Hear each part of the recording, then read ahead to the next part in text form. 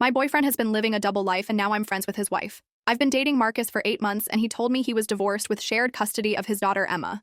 Marcus was perfect. He'd bring me flowers, take me to fancy restaurants, and talk about our future together. The only weird thing was that he was always unavailable on weekends because of Emma's custody schedule. 3 weeks ago, I was at Target when I saw a little girl drop her toy in the checkout line. I helped her pick it up and she said, "Thank you. You're really pretty. My daddy would like you." Her mom laughed and said, "Emma, you can't just tell strangers that daddy would like them." That's when I looked up and saw the most exhausted-looking woman I'd ever met.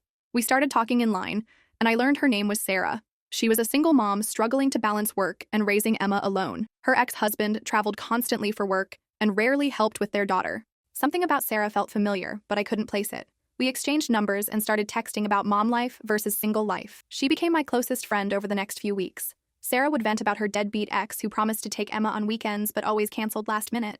I'd complain about Marcus always being busy on weekends with custody visits. Last Friday, Sarah invited me to Emma's school play. "I could use the moral support," she said. Her father promised to come, but he'll probably bail like always. I showed up early to save seats. The play started, and Emma was adorable as a sunflower. Halfway through, I felt someone sit next to me and heard a familiar voice say, "Sorry I'm late, traffic was terrible." I turned to see Marcus settling in next to Sarah, kissing her cheek and asking, "How's our little sunflower doing?" My blood went cold. Marcus was Sarah's husband, not her ex. The man I'd been dating was very much married and living with his family. Sarah noticed my shocked expression. "Jessica, are you okay? You look like you've seen a ghost." Marcus finally looked over and saw me. His face went completely white. "Jessica, why are you here?" Sarah looked between us, confused. "Wait, you two know each other?" "Sarah," I said slowly. "Meet Marcus, my boyfriend of 8 months." The realization hit Sarah like a truck. She stood up, her voice shaking. "Your boyfriend? He's my husband. We've been married for 10 years.